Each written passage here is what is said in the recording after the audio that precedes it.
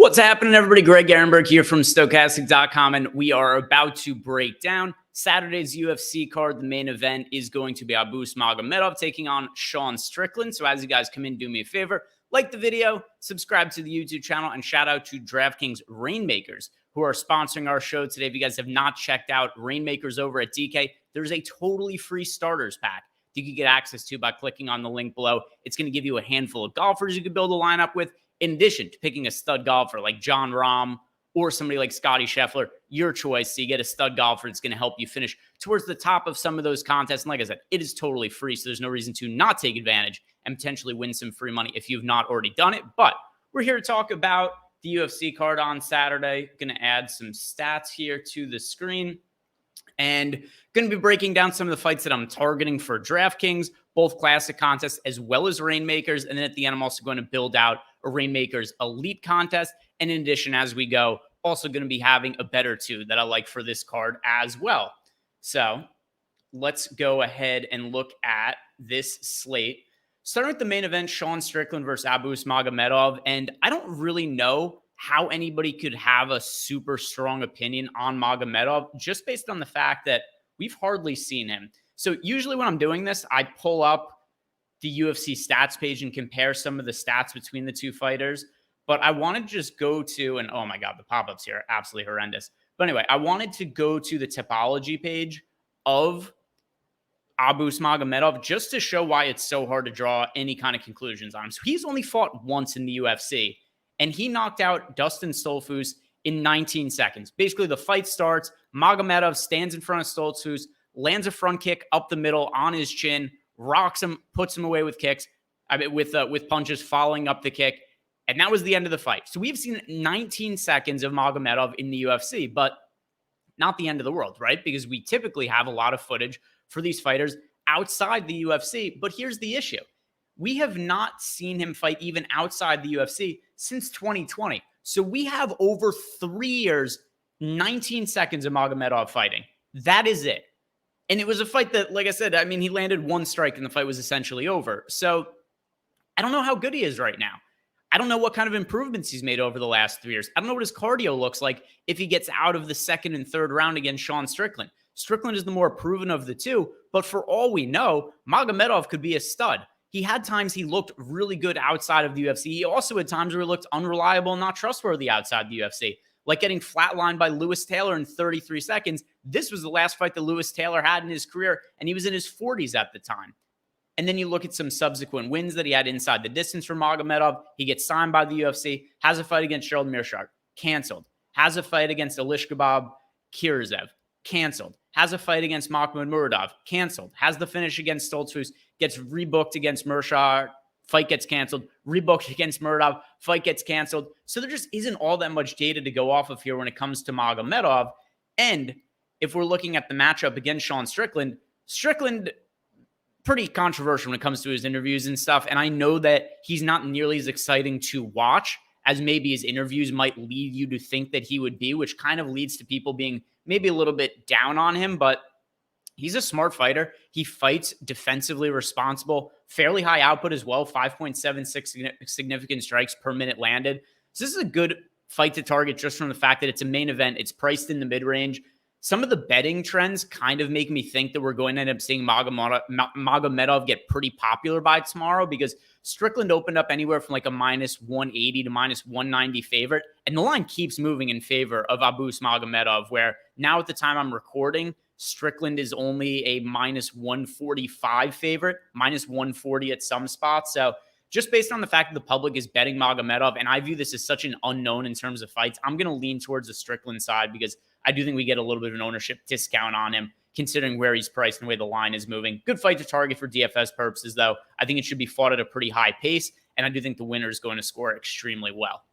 Now, talking about some of the pay-up options on the slate, I don't know how we get away from Joe Anderson Brito on this matchup. So I know that he's really expensive, right? $9,600. That's typically a price point that is kind of hard to get to. In addition to that, he's also projected for 46% ownership. So he's expensive, expected to be popular. But Weston Wilson was basically brought in to do a job here. He was brought in off the street to get brutally finished in the first or maybe second round by Joe Anderson Brito. He's a young, exciting prospect here that we have in the UFC with massive power. So if you see Joe Anderson Brito, some of his fights in the UFC, he had the first round finish against Lucas Alexander. The fight against Andre Fili finishes him inside of a minute. It was like the third strike he landed on Fili, hurt him really bad, followed up with some ground and pound and got him out there.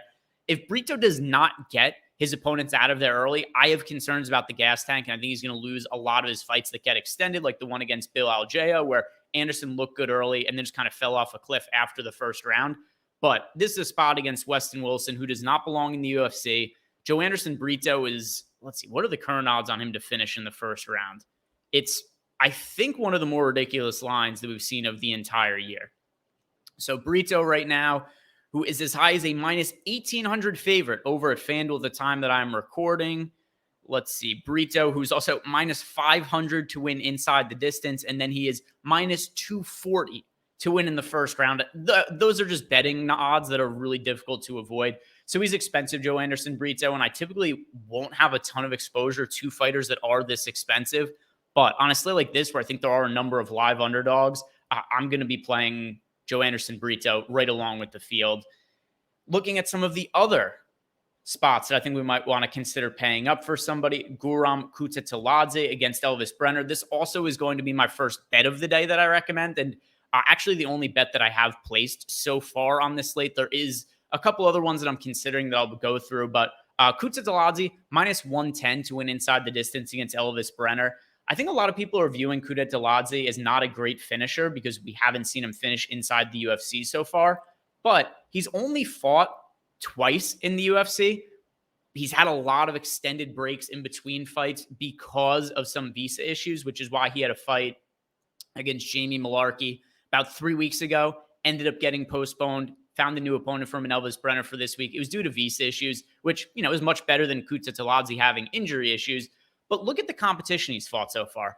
His UFC debut was against Mateusz Gamrot. He ends up winning a split decision, really competitive fight. He also did knock Gamrot down in that fight. And then he also has a follow-up fight against Ismagulov, who's also fighting on this card. Another pretty competitive fight, ends up being a split decision that Kutateladze ends up losing. But not only these two really high-level opponents in Gamrot and Ismagulov, they're also two guys who are difficult to score fantasy points against. And I think that people are looking into those fights a little bit too much. This is a massive step down in competition for Kutateladze. I think he can win this fight no matter where it goes, and I do expect him to finish Elvis Brenner. So I prefer Joe Anderson Brito as a pay-up option, but I like getting overweight to the field on Kutateladze, and for betting purposes, I like a minus 115 to win this fight inside the distance. Some other fights that I think we should be considering, as well as just potential spots where we could get some upside. Starting with the first fight on the entire card, Alexander Romanov against Blagoy Ivanov. And I think a lot of people are going to be talking about how Romanov looked fat on the scales again, because there was a while where for a few fights, Romanov was looking more in shape. He was fighting well deeper into fights. And then last fight against Alexander Volkov, he basically had a minute and a half of cardio, wasn't able to get the takedowns, and just quit. But there were some other factors in that as well. Volkov had a very impactful fence grab that if he did not grab the fence, Romanov would have been on top of Volkov, and for all we know, he could have finished him. And also, prior to Volkov knocking out Romanov, there was also a head clash. So I think these are aspects of that fight that are getting overlooked by the public. And then Ivanov himself looked terrible on the scales this morning. Not that Romanov looked great, but don't overlook that Ivanov didn't look great either. And when it comes to Romanov, I think he has all the finishing equity in this fight. If we do look at the betting odds right now, it's about minus 150 to finish under 2.5 rounds. To finish inside the distance, it is currently minus 175 at the time I'm recording. And if this fight finishes inside the distance, I think Romanov is far more likely to get a finish than Blagoy Ivanov. And the other thing, too, is on paper, sure, Blagoy is a 70% takedown defense, but he's not fighting all-world wrestlers or anything like that. And Romanov, we have seen a capable offensive wrestler in the UFC, his last fight notwithstanding against Alexander Volkov. But we did see Ivanov taken down by Marcin Tybura in his last fight. The previous fight, he was taken down by Marcos Rogério de Lima. He was taken down by Derek Lewis. So in the majority of his recent fights, Ivanov is getting taken down. And if Romanov is on top of you, it's a problem. He puts guys away once he gets on top. He has submission skills, ground and pound. So I do think one of the more likely outcomes in this fight is that Romanov gets an early finish. And considering where this fight is priced right in the mid-range, I can't say that I have the utmost confidence in Romanov, but I do have a lot of confidence in what his upside is, which makes him a really strong tournament target for DraftKings purposes. And then also for Rainmakers, if you're looking for a fighter on the secondary market who's a little bit more on the cheaper end, but has a lot of finishing equity, I think Romanov makes sense in that kind of scenario. If you look at some of his stats here, he lands about 5 takedowns per 15 minutes, as well as 3.62 significant strikes per minute. So a ton of output on the Romanov side. And if you look at his wins in the UFC, a lot of them have come via finishes. Second round finish against Rocky Martinez. He had a first round finish against Marcos Rogério de Lima. He had a weird split decision win over Juan Espino due to a foul that occurred in the third round, and they ended up going to the judges' scorecards. Finishes Jared Vandera, finishes Chase Sherman, and then he had the last 2 performances, which were a little bit lackluster. He just looked terrible in the Volkov fight. And the Tybura one was that fight, UFC 278, took place in Utah at elevation, which I did think played a little bit of a role in Tybura gassing. I like him for tournaments this week, though.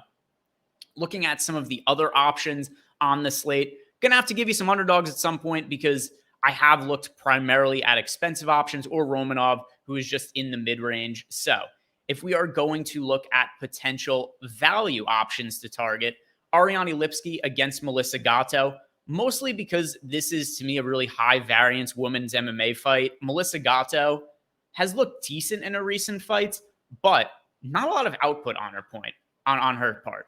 3.27 significant strikes landed per minute, 1.68 takedowns per 15 minutes. Lipsky did look pretty decent in her last win over JJ Aldridge. It was the most impressive win of her entire career. And the first time we've really seen some significant improvements made by Ariane Lipsky. So in a fight that I consider to be pretty close to a coin flip type fight, just like I said, a pretty high variance WMMA fight that I do think should go to the judges' scorecards, give me the underdog on a slate where I don't really love that many underdogs. I think this is a fight that's just mispriced. I don't mind taking a shot on Ariane Lipsky either as an underdog in the betting market because the line right now, minus 250 on the Gatto side compared to plus 190 for Lipsky. Super wide spread for a fight that I consider to be pretty close to a coin flip and high variance. So Lipsky, I don't think is a bad underdog play on this fight card.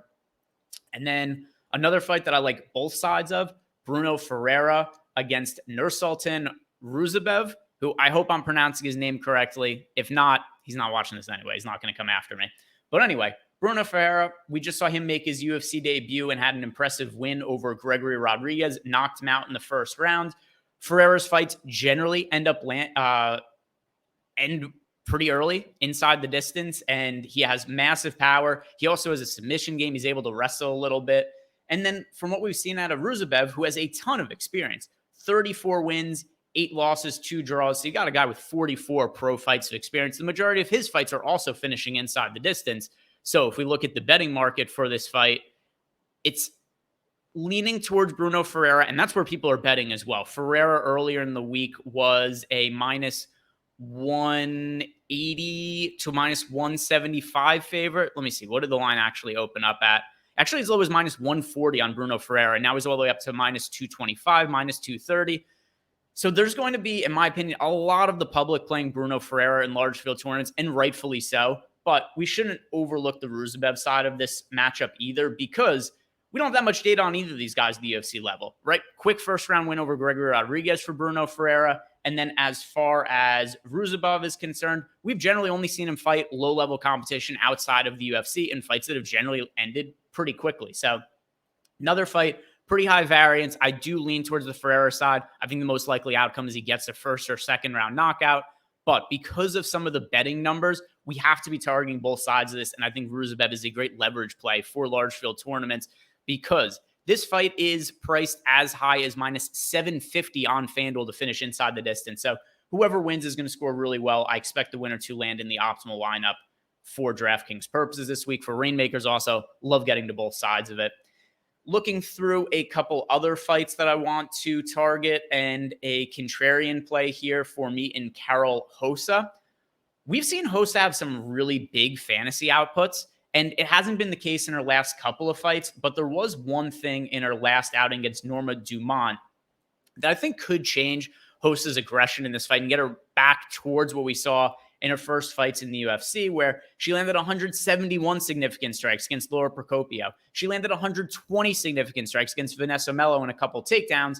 Against Jocelyn Edwards, she landed 4 takedowns. There was a lot of output in these early fights for Karol Rosa, and we've seen her get away from that a little bit in recent fights. But here's what's going to stand out about the matchup against Norma Dumont.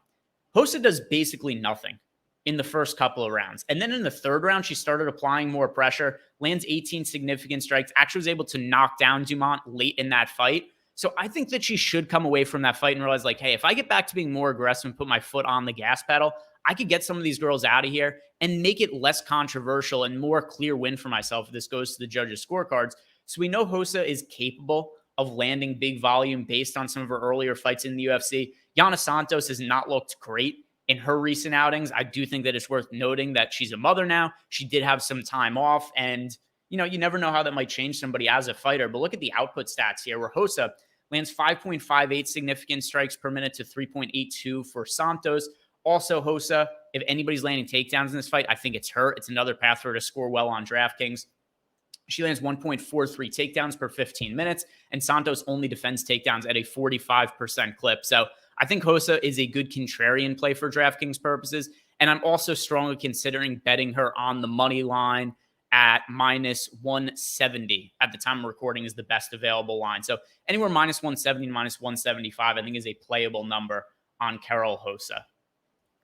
Looking through some of the other fights on the card, I'll just do like a quick summary of a lot of them. Ivana Petrovic against Luana Carolina. I think Carolina is a live underdog, which on a slate where I like a lot of favorites, I think it makes sense to take shots on Carolina in large field tournaments. Kevin Lee versus Hinat Fakhretdinov. Hard to know what to make of Kevin Lee at this point in his career, right? Multiple blown ACLs, fought outside of the UFC, looked very unimpressive in his last fight against Diego Sanchez over in Eagle FC, which was Khabib Nurmagomedov's promotion, which he's since stepped away from. I think there's big upside here in Fakhretdinov just because he's going to have such a big size advantage over Kevin Lee. And generally, how we've seen Fakhretdinov win his fights, it's with control time. It's with takedowns. So we could see him land 4 or 5 takedowns, just control Kevin Lee in this fight. I'm going to favor some of the other expensive options over Fakhretdinov, but he is my lean in this fight. Ishmael Bonfim against Benoit Saint-Denis. Another fight that I think is high variance. We haven't seen a ton out of Bonfim. I'm going to lean with him as my pick, but a live underdog in Benoit Saint-Denis. I'll be playing a little bit of both sides of this fight. And then Max Griffin against Michael Morales. Griffin's really difficult to finish, and Morales is somebody who we saw wrestle on the Contender Series, but hasn't wrestled a ton in the UFC. So it's a fight that I think primarily is going to take place on the feet and be somewhat lower output. So it's not a fight that I'm going to be massively exposed to. And then maybe my least favorite fight to target on the entire card from DraftKings purposes, Damir Ismagulov against Grant Dawson. I expect this to go to decision. It's either going to be Grant Dawson landing some takedowns with some control time, or Ismagulov keeps it on the feet and wins that way. But I don't think there's going to be a finish in this fight, and I don't think whoever wins is going to score particularly well. Now, let's go and build out an Elite Rainmakers lineup for myself, and then we'll wrap up talking about this card. So if you guys haven't done yet, do me a favor, like the video, subscribe to the YouTube channel, and also if you want more betting information for myself or just more access to me, check out our Chalkboard channel. There's a link for that, and it is totally free to download Chalkboard and to join our channel. Anyway, I have access to a lot of these fighters that I have cards of. I'm going to put Joe Anderson Brito into my captain spot. And let's see, I'm pretty sure I have Kuta Taladze cards. I'm going to put a Sean Strickland in here as well. Let's see. Guram. Yeah, here. I knew I had a bunch of these. Put a Guram in here. So we got exposure to the main event, got exposure to a couple of big favorites. I do think that we need exposure to the Bruno Ferreira fight, like I mentioned before. Let's see, where else do we want to go? Hosa or Romanov? I think there's a little bit more upside in the Romanov side, but maybe a little bit more safety in Karol Rosa. I'll put Romanov in here just because I do think I already have a fairly safe lineup with big favorites like Guram Kuta Taladze and Joe Anderson Brito. So we'll submit that. But those are some of my favorite Rainmakers targets for the slate as well. If you guys have access to any of the fighters, I think those are some of the ones you want to be building around. But thank you guys very much for watching. Like I said a second ago, if you haven't done yet, like the video, Subscribe to the YouTube channel. If you have any questions or comments for myself, leave them below in the comment section. Good luck with all your lineups this week. I hope you guys win all your bets. Let's have a good weekend. See you back here next week.